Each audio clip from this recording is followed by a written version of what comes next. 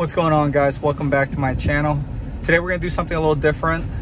We are going to be lifting someone else's Crosstrek. It's not mine, but he reached out to me because he knows that I lifted my girlfriend's Crosstrek and put a couple pieces on it. So he wanted a little help with the setup. The whole goal is to get an additional 2.5 to 3 inches of ground clearance. So I picked a set of coilovers for him, along with a new set of wheels and tires. So stay tuned if you want to check out the project and want to see the process. Here's what she looks like in stock ride height. This one's a 2018 Premium with a 6-speed manual transmission. He is not just looking for a lift, but he also wanted more suspension travel, so I went with these rally style coilovers by Flatout Suspension. Check out their site for all the other Subaru applications they support. They do make different kinds of coilovers, but this set is the GR Lite. We're going to start by removing the factory suspension, which is very easy for this car. Very similar process as BRZs and STIs, WRXs. Starting with the front suspension, pretty straightforward. 3 nuts holding it at the strut tower. Sway bar end link, got to loosen. Remove your brake line and your wheel speed sensor, and the 2 bolts going to the knuckle.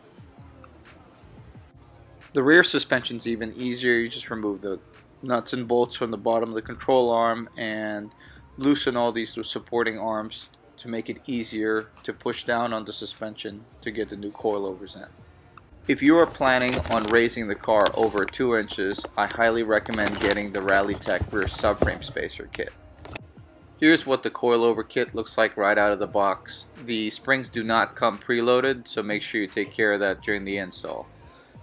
They come with these plastic sleeves on the bottom and the top of the springs to prevent spring bind noise. These longer bolts are for the rear subframe since you're putting spacers on, and these are spanner wrenches for the coilover purchase.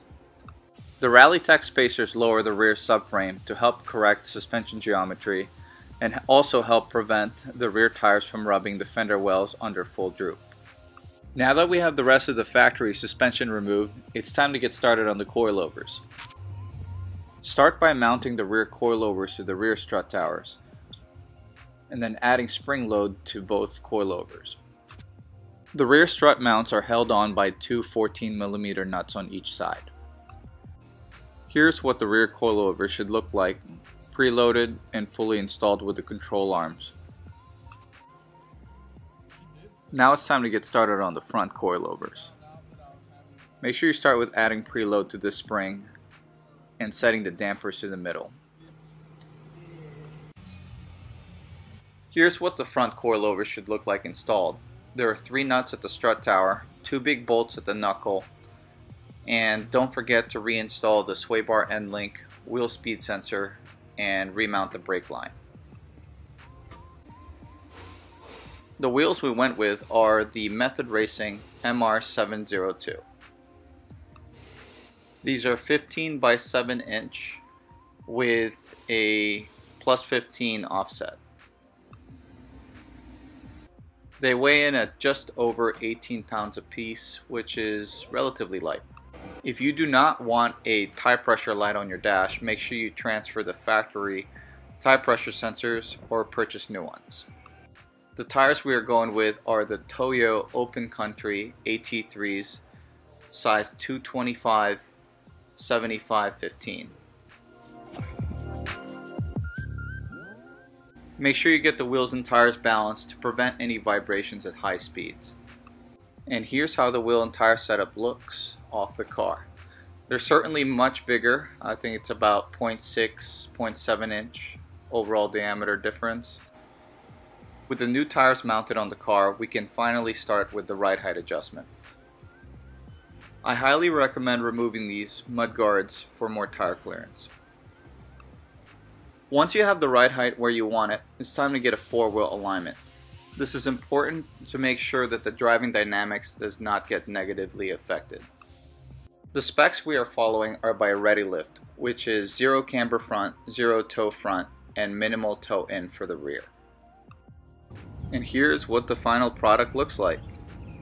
definitely much more ground clearance. With the stock ride height, the fender to floor gap was 31 inches, but with this new setup, it measures out to be 33.7 inches, which totals out to about a 2.7 inch lift. With these new coilovers, the ride height is adjustable, so if he does want to go higher in the future, we are able to do so. If you found any of this information useful, make sure you smash that like button. And if you like this kind of content, make sure you subscribe to my channel. But for today, this is going to be it. Thank you for watching.